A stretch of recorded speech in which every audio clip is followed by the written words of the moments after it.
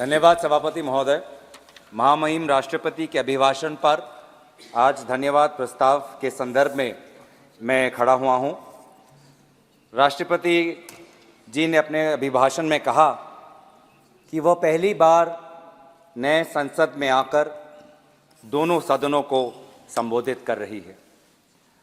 हमारे मन को ये ठेस पहुंची जब हमने ये बातें सुनी, क्योंकि ये सम्मान आदरणीय राष्ट्रपति जी को पहले ही मिल जाना चाहिए था।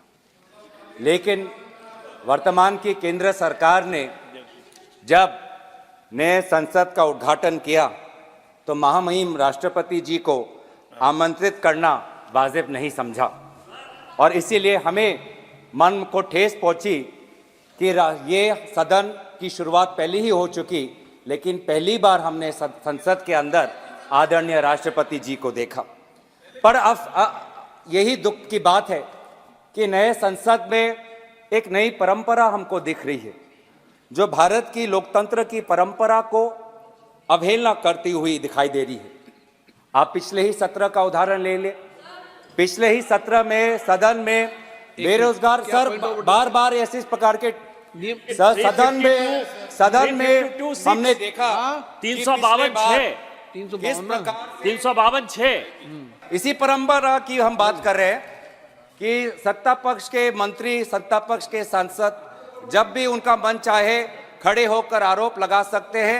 नहीं, ऐसा नहीं है। मैंने पॉइंट ऑफ ऑर्डर का विषय किया था। और विपक्ष जब अपनी बात रखना चाहे तो हमको चिट्ठी भेजना पड़ता है, हमको रुकना पड़ता है। आज सुबह भी हमने यही देखा कि आदरणीय सांसदीय मंत्री ने एक सांसद जो आज नहीं है, सदन के बाहर उन्होंने कोई वक्तव्य रखा, उस पर उन्होंने मीडिया पर निर्धारित जो कुछ बातें आई हैं उस पर उन्होंने अपनी बातें रखी, पर उस पर हम अपना विद्रोह हम जता नहीं पाए। संसदीय मंत्री बार बार कहते हैं कि जो सदन के बाहर, आप भी कहते हैं जो सदन के बाहर कही जाती है, जो मीडिया के सूत्रों पर आधारित हमें बातें अंदर नहीं रखती। आप ही के निर्देश का उल्लंघन संसदीय मंत्री करते हैं, पर उसके आपके संरक्षण में हम अपनी बात नहीं रख पाते। यही हो रहा है सर। पिछले सत्र में भी जब सदन में कुछ युवा बेरोजगार के नारे लगाते हुए सदन के अंदर घुसे और हमने बात उठाई, हमने जानने की कोशिश की केंद्र गृह मंत्री से कि ये घुसपैठ कैसे हुआ, तो केंद्र मंत्री ने हमारे सवालों का जवाब नहीं दिया। लेकिन उसके पश्चात लगभग 142 सांसदों को निलंबित किया गया सर। ये बहुत ये आप में भी आरोप लगा रहे हैं। ये संसद की व्यवस्था, लोकसभा की व्यवस्था, इस स्पीकर के कार्यालय का काम है। आप में भी आरोप लगा रहे हैं सर, चेयर को भी नहीं छोड़ रहे हैं सर। बहुत दुख की बात है कि जहां पे हमने केंद्र राष्ट्रपति भाषण के विषय पर, नीतियों पे, कार्यक्रम पे बोले सर। सर बहुत दुख की बात है सर। आप बहुत दुख की बात है सर। आप पहले यहाँ पे सदन पे नहीं थे जब पिछले वक्तव्य बोल रहे थे। आदरणीय राष्ट्रपति जी ने जितना लंबा भाषण दिया उससे दुगना लंबा इन दोनों ने दिया सर। उससे दुगना लंबा इन दोनों ने दिया। और किन किन विषयों पे दिया आप नहीं थे सर। मैं आशा करता आप सुनते उस समय। लेकिन हमने पिछले ही सत्र में देखा सर, हमारे संसदीय इतिहास में सबसे ये रिकॉर्ड है कि एक दिन में 146 मेंबर्स को निलंबित करना, ये हमारे संसदीय इतिहास में एक रिकॉर्ड है। और दुनिया में भी ऐसा कोई उदाहरण नहीं कि एक ही दिन में 146 सांसदों को निलंबित करके 3 दिन में 14 बिल पारित करना, ये रिकॉर्ड है सर। ये रिकॉर्ड है। तो इसीलिए सर एक महिला सांसद को भी निष्कासित किया गया। तो ये पूरे जो संसदीय जो मर्यादा है सर, बार बार हम देख रहे हैं सर। एक मिनट आप भी चुप रहो।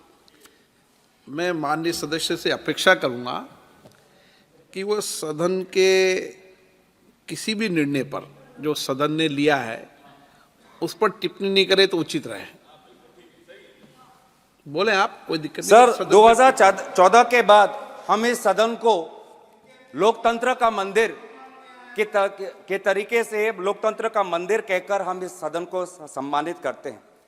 लेकिन सर 2014 के बाद धीरे धीरे हम एक सुनिश्चित योजना सत्ता पक्ष के द्वारा देख रहे हैं। अब ये सदन या ये संसद लोकतंत्र का मंदिर नहीं सर, ये एक विशेष सम्राट का जीता जागता राज दरबार धीरे धीरे बनता जा रहा है। अब महाराज एक सेकंड आप एक मिनट मानिए, आप बहुत वरिष्ठ सदस्य हैं, आप संसद पर ही आरोप लगाएं। इस संस्था में आप बैठे हैं, जिस संस्था का पवित्र सदन है, आप ही सोचे क्या बोल रहे हैं आप। नो एलिगेशन ना, आपने संसद पर सवाल उठाया, पार्लियामेंट की सिस्टम पर सवाल उठाया। नो सर मैं अपनी बात रखूं। हाँ। मैं सदन की मर्यादा और भारत की संसदीय की इतिहास की मर्यादा की संरक्षण में बोल रहा हूं। बात कर रहा हूं सत्ता पक्ष की सुनिश्चित योजना, क्योंकि जब भी यहाँ पे महाराज जब आते हैं तो सारे सांसद खड़े होकर ताली बजाते हैं, उनका जयकार होता है। जो जिस जिम्मेवारी से हम आते हैं, जिस जिम्मेवारी से हम आते हैं सर, वो जिम्मेवारी को हम भूल जाते हैं। और महाराज भी आते हैं, कुछ क्षण बैठते हैं और फिर वो चले जाते हैं, विदाई देते हैं और एक भी सवाल का उत्तर नहीं देते। सर इससे पहले भी सदन में और इस संसद में बहुत से प्रधानमंत्री राष्ट्रपति के अभिभाषण में बोले ना, माननीय आदरणीय अध्यक्ष महोदय, इस संसद की बात कर रहे हैं। संसद में बोले, संसद के इतिहास की बात कर रहे हैं सर। इस संसद के इतिहास में बहुत से प्रधानमंत्री आए हैं, सभी प्रधानमंत्री ने अपने अपने कर्तव्यों का पालन करते हुए प्रश्नों का उत्तर दिया, लेकिन हमने शायद पहली बार हमने एक महाराज को देखा जिसने 5 साल में किसी भी विभाग का प्रश्न का उत्तर नहीं दिया। गलत सर, ये ख्वाहिश हो सकती है सर, ये उनकी व्यक्तिगत ख्वाहिश हो सकती है कि भारत की लोकतंत्र को राजतंत्र में परिवर्तित कर दे। ये उनकी व्यक्तिगत ख्वाहिश हो सकती है, लेकिन उनकी व्यक्तिगत ख्वाहिश में विपक्ष अटकलें डालेगा। आज हम सदन में हम देखें सर, रिकॉर्ड पे देखें, आज इसी सदन में हमने देखा कि पिछले सत्र में जब विपक्षी सांसदों को निलंबित किया गया था तो 14 बिल 3 दिन में पारित हुए। अभी तो शुरुआत हुई है, धैर्य रखिए। 2 घंटे से हम आपकी बातें सुन रहे हैं, अब आप भी दो सुनने का धैर्य रखिए। 2 घंटे से हम सब बैठे हुए हैं, अब हमारी बारी है और सुनने का धैर्य रखिए। 2 घंटे से हम सुन रहे हैं, अब माननीय सदस्य प्लीज, बोलना की शक्ति है। माननीय सदस्य प्लीज, आप नीतियों पर, कार्यक्रम पर कितनी भी तीखी आलोचना करो, लेकिन सदन के निर्णय पर मैंने पहले भी कहा था, आप सब वरिष्ठ लोग बैठे हैं, सदन के निर्णयों पर उंगली नहीं उठाएं। ना सदन के निर्णय पर उंगली नहीं उठा सकते आप। नो उठा सकते हैं अभी तक सर। आप बताइए। 78 सर, रूल 378। समय पूरा दीजिएगा सर। 378 समय पूरा दीजिएगा सर। स्पीकर के जो डिसीजन है सर, इस हाउस के जो डिसीजन है सर, इसके ऊपर कोई भी चर्चा नहीं हो सकती है, कोई भी आरोप नहीं लग सकता। 378 यही कह रहा है सर, और 378 के हिसाब से सारा एक्सपेंस करिए सर। भाजपा के दूसरे वक्ता ने देश के भूतपूर्व प्रधानमंत्री पे आरोप लगाया और कुछ नहीं हुआ, कोई नहीं रोका गया। महिलाओं पर आपत्तिजनक बातें की गई, कोई जब रोका नहीं गया। तो सर मैं बस तथ्य आपके सामने रख रहा हूं, मैं तथ्य आपके सामने रख रहा हूं कि इस 17वीं लोकसभा में out of 172 bills, 64 bills have been passed with less than 1 hour of discussion. This Lok Sabha, the current Lok Sabha, it will finish its 5 years without the position of Deputy Speaker being allocated to a member of the opposition. This 17th Lok Sabha, in the history of Lok Sabhas of India who have completed 5 years, will show the least number of sittings when it ends on Feb 9th. महामहिम राष्ट्रपति जी के अभिभाषण बोल रहे हैं, संसद में बोल रहे हैं। अध्यक्ष महोदय, मैं आप धन्यवाद। लोकसभा में ये जो सुनिश्चित योजना है और कि लोकतंत्र को खत्म करके बोल रहे हैं, पीठ पे भी राजतंत्र को कायम बनाना, स्पीकर के राजतंत्र को की जो एक परंपरा यहाँ पे स्थापित करने की कोशिश सत्ता पक्ष कर रही है, इस राजतंत्र को बनाने में भ्रम एक विशेष अस्त्र इनका होता है। भ्रम बहुत जरूरी है लोगों को भ्रमित करने में, और सर इसमें तो ये माहिर है। ये सरकार तो सर इवेंट मैनेजमेंट में डॉक्टरेट है, और लोग कहते हैं इवेंट मैनेजमेंट, मैं कहता हूं अटेंशन मैनेजमेंट। ये अटेंशन मैनेजमेंट में ये इन्होंने पीएचडी की है कि कैसे लोगों का ध्यान भटकाया जाए। हम कहते हैं कि मणिपुर में प्रधानमंत्री क्यों नहीं गए, 190 लोगों की मृत्यु हुई, 50,000 लोग बेघर हुए, वो कहते हैं G20 देखो। प्रधानमंत्री पेरिस में है वो देखो। हम कहते हैं कि नोटबंदी में 100 लोगों की मृत्यु हुई, कौन इसका जिम्मेवार है? वे कहते हैं कि इश्तिहार में पेटीएम का इश्तिहार आया है, उसमें मोदी जी का चेहरा है, आप वो देखो। हम कहते हैं कि चाइना आज हमारे जमीन पे कितना घुस आया है, चीन हमारे लद्दाख के किसानों के साथ मुठभेड़ कर रहा है, ये कहते हैं कि आप देखो कि मालदीव की तुलना में हम कितने ताकतवर हैं। हम कहते हैं कि अडानी पे सारे कोयला फैक्ट्री चला गया है, ये राहुल गांधी जी को निष्कासित कर देते हैं। किसान कहता है कि हर वर्ष मेरा किसान भाई लगभग 10,000 किसान आत्महत्या हो कर रहा है। युवा कह रहा है कि हम बेरोजगार हैं, महिला कह रहे हैं कि हम महंगाई से मर रहे हैं। आज आर्थिक असमानता बढ़ रही है, गरीब और गरीब, अमीर और अमीर हो रहा है।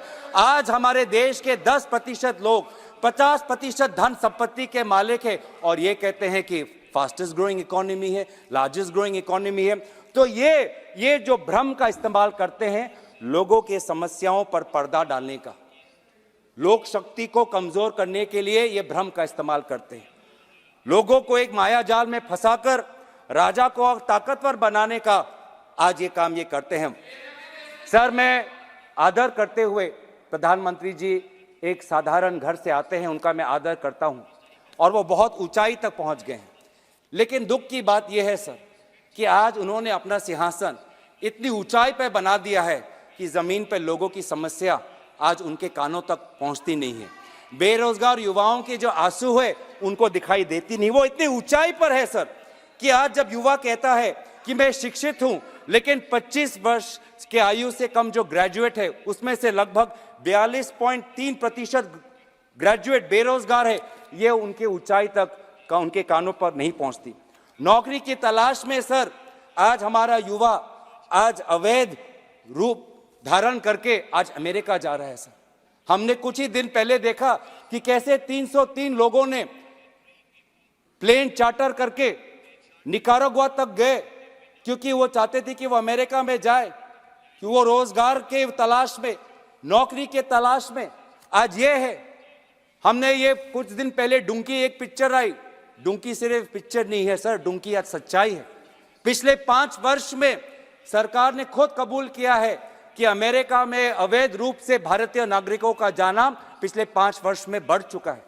लगभग 2022-23 में लगभग 90,000 भारतीय लोगों ने अवैध तरीके से अमेरिका में घुसने की कोशिश की, कभी कनाडा के बॉर्डर पे, कभी मेक्सिको के बॉर्डर पे। वो कितने मजबूर होते हैं सर कि अपने परिवार को छोड़कर, अपने घर को छोड़कर वो कभी रोजगार के तलाश में कभी यूएई जाते हैं, कभी कनाडा जाते हैं, कभी अमेरिका जाते हैं। आज ये है आर्थिक स्थिति। लेकिन आज महाराज इतनी ऊंची सिंहासन पर बैठे हैं, आज ये उनको दिखती नहीं है। सर, कितनी गरीब की, बहुत दुख की बात है कि मानव तस्करी आज कितनी बड़ी समस्या हो गई है। आदिवासी गांवों में, उत्तर पूर्वांचल के गांवों में आज गरीब परिवारों का फायदा उठाकर मानव तस्करी करने वाले लोग जाते हैं और कहते हैं कि आप बेटी हमारे बेटी का हमें दायित्व दो, अपने घर के महिलाओं का दायित्व हमें दो। और मानव तस्करी के ये लोग आज उन बेटी पे शोषण करते हैं, आज उन महिलाओं पे शोषण करते हैं। Human trafficking has become a major problem. और ये ह्यूमन ट्रैफिकिंग क्यों है? क्योंकि लोग आज गरीब हैं, लोग आज बेसहाय हैं और ये है वास्तविक स्थिति। आज सर हमारे सेना का जवान पूछ रहा है कि 4 साल बाद मेरा क्या होगा? अग्निवीर की योजना किसने बनाई? मैं कहां जाऊंगा? अग्निवीर की योजना तो सेना के अंदर से ये नीति नहीं आई। कौन है वो बाहर का विशेषज्ञ जिसने अग्निवीर की योजना बनाई? मेडिकल का छात्र आज ये बार बार ये कहते हैं कि हमने बाहर से हमने छात्राओं को हमने बचाया, लेकिन बाहर जाने की अवसर क्यों पड़ी? मेडिकल कॉलेज की ये बात करते हैं, लेकिन क्या आपको पता है सर कि आज अगर देश के अंदर एक मेडिकल के छात्रों को अगर पढ़ना है तो करोड़ों रुपए उसको फीस देना पड़ता है। करोड़ रुपए नहीं है उसके पास, इसलिए वो आज फिलीपींस जाता है, कजाकिस्तान जाता है, यूक्रेन जाता है, रशिया जाता है, चीन जाता है, क्योंकि वहां पर वही जो करोड़ों रुपए यहाँ पे जो देने पड़ते हैं मेडिकल कॉलेज में, वो वहां पे लाखों रुपए देकर वो अपना MBBS डिग्री लेके आता है। यह है वास्तविक स्थिति। महिलाएं आज पूछती है कि जब भी भारत की बेटी अन्याय के खिलाफ लड़ती है तो वो क्यों अकेली लड़ती है? क्यों बिल्किस बानो अकेली लड़ती है? क्यों बिल्किस बानो के संदर्भ में एक विशेष राज्य सरकार उनके बलात्कारियों का पक्ष लेती है? महिला खिलाड़ी पूछती है कि मैं लड़ सकती हूं, मैं लड़की हूं, लेकिन मेरे साथ तो कोई रहे, क्यों मैं अकेली पड़ गई हूं? कहां है वो व्यक्ति जो आज जब मैं पदक जीतती हूं तो मेरा स्वागत करते हैं, लेकिन आज मैं दिल्ली के सड़कों में मैं धरना दे रही हूं, पर आज मैं अकेली हूं? क्यों आज बेटी अन्याय के खिलाफ अकेली है? किसान पूछ रहा है कि आज हर किसान पर लगभग 70,000 का कर्ज उन पे है, एमएसपी को उनका कानूनी सुरक्षा नहीं मिली। प्याज का किसान आज देख रहा है कि उसको जो उचित मूल्य मिल रहा है चाहिए वो नहीं मिल रहा। किसान बोल रहा है, न्याय की मांग कर रहा है। आप लाभार्थी की बात करते हो सर, आज तो भ्रष्टाचार ऐसा हो चुका है कि लाभार्थी टैक्स एक नया शुरू हो गया है। एक लाभार्थी टैक्स, अगर आवास योजना का घर चाहिए तो पहले लाभार्थी टैक्स दो, अगर पीएम किसान में अपना नाम अगर शामिल करना है तो लाभार्थी टैक्स दो, अगर उज्ज्वला में सिलेंडर कनेक्शन चाहिए तो लाभार्थी टैक्स दो।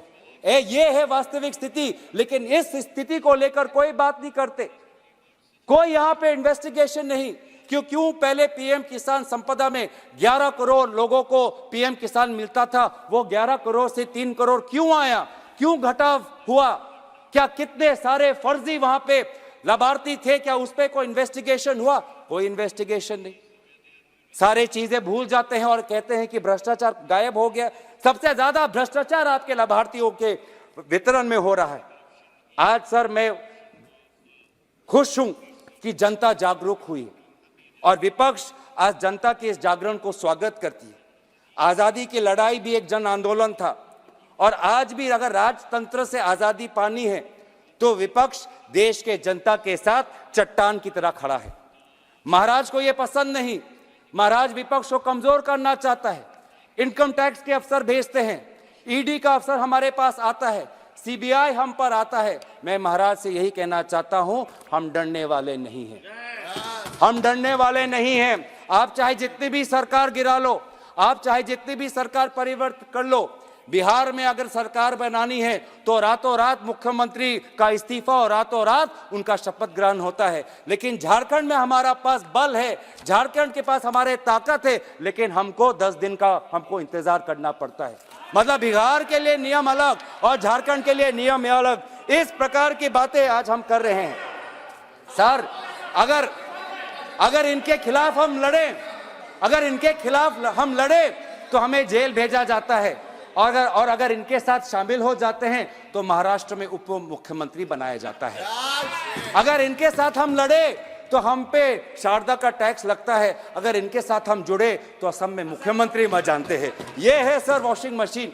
हम डरेंगे नहीं, हम अपना फर्ज निभाते रहेंगे, हम भारत को जोड़ेंगे, हम नफरत की बाजार में मोहब्बत की दुकान खोलेंगे, हम न्याय की लड़ाई लड़ेंगे, पिछले वर्ग और अन्य पिछड़ा वर्ग के लिए जातिगत जनगणना की लड़ाई हम लड़ेंगे।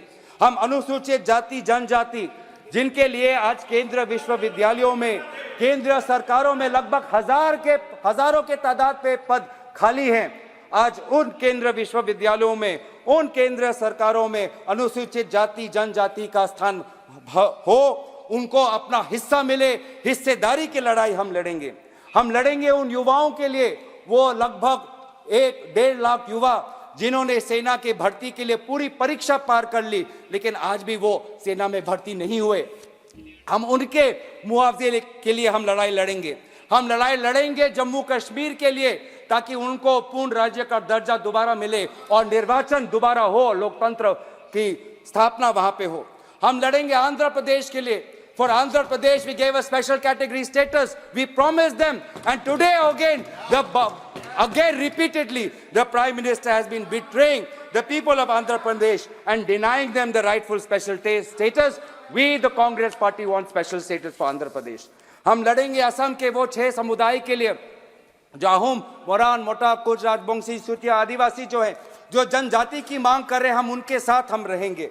हम लड़ेंगे महिलाओं के लिए जो महंगाई से राहत चाहते हैं। हम भारत के संविधान के लिए लड़ेंगे।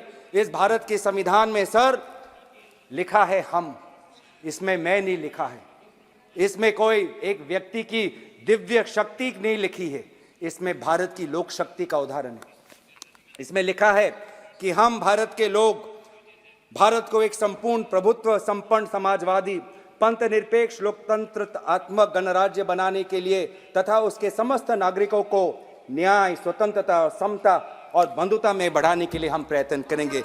ये है इस संविधान के प्रति, क्योंकि देश सर किसी व्यक्ति के दिव्य शक्ति से नहीं, देश संविधान से बनता है, देश आम नागरिकों से बनता है, देशवासियों से देश बनता है।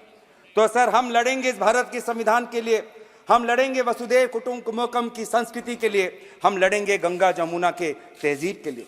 सर बहुत दुख होता है सर, आज आपके पहले भी सरकारें थी, आपके बाद भी सरकारें आएंगी, लेकिन सर शायद हमने पहली बार ऐसा देखा है कि भारतीय होने का गर्व सत्ता पक्ष सिर्फ सत्ता के मापदंड से देखती है।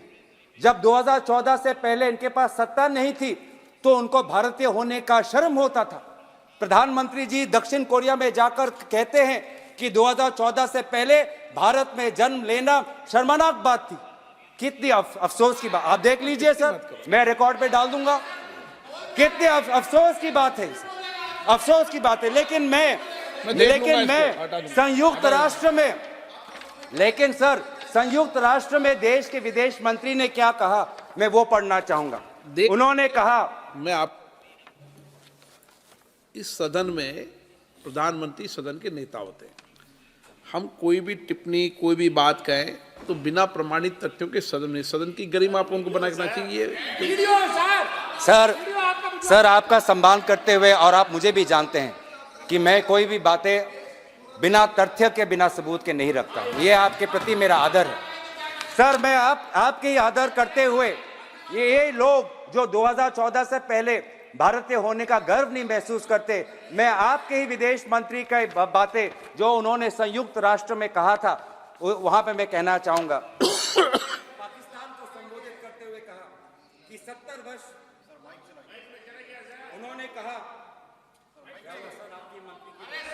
उन्होंने कहा पाकिस्तान को संबोधित करते हुए कि 70 वर्ष के दौरान भारत में बहुत सारे राजनीतिक दलों की सरकारें बनी, लेकिन सभी ने विकास की गति को जारी रखा।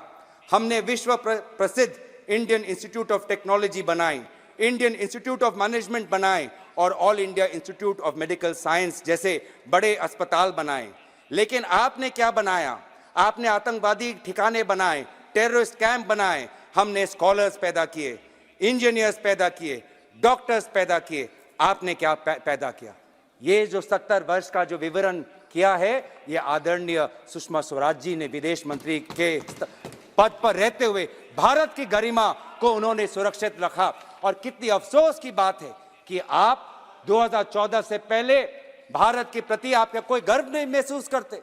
सर हम भारत के होने का हम गर्व महसूस करते हैं। 2014 के पहले भी, आज भी जब हमारे पास सत्ता नहीं, आज भी हम भारतीय होने का हम गर्व महसूस करते हैं और हमेशा हम करते रहेंगे। लेकिन सर मैं अंत में ज्यादा समय ना लेते हुए बंकिम चंद्र चटर्जी के वंदे मातरम की कुछ पंक्तियां कहकर अपनी वाणी को मैं विराम देना चाहूंगा। त्वम ही दुर्गा दश प्रहरण धारिणी, कमला कमल दल विहारिणी, वाणी विद्यादायिनी, नमामि त्वाम नमामि, कमलाम अमलाम अतुलाम, सुजलाम सुफलाम मातरम, वंदे मातरम। भारत कब विकसित होगा? ये कोई अंतर्राष्ट्रीय संस्था या कोई विशेष व्यक्ति नहीं। भारत तब विकसित होगा जब हम संविधान के अनुसार सामाजिक, आर्थिक और राजनीतिक न्याय सबको मिलेगा। भारत तब विकसित होगा जब विचार, अभिव्यक्ति, विश्वास, धर्म और उपासना की स्वतंत्रता सबको मिलेगी। भारत तब विकसित होगा जब प्रतिष्ठा और अवसर की समता सबको मिलेगी। तब जाके जब भारत का हर नागरिक ऐसा महसूस करेगा, तब जाके हम भारत के प्रति हम न्याय करेंगे। और अंत में हम यही कहना चाहेंगे कि हम अपने लड़ाई, भारत की लड़ाई, भारत जोड़ने की लड़ाई, भारत के नागरिकों के आम न्याय की लड़ाई हम लड़ते रहेंगे, हम डरेंगे नहीं। इन्हीं शब्दों के साथ मैं महामहिम राष्ट्रपति के अभिभाषण पर धन्यवाद प्रस्ताव में अपनी बातों को समाप्त करता हूं। धन्यवाद। जय हिंद। वंदे मातरम। TR बालू जी।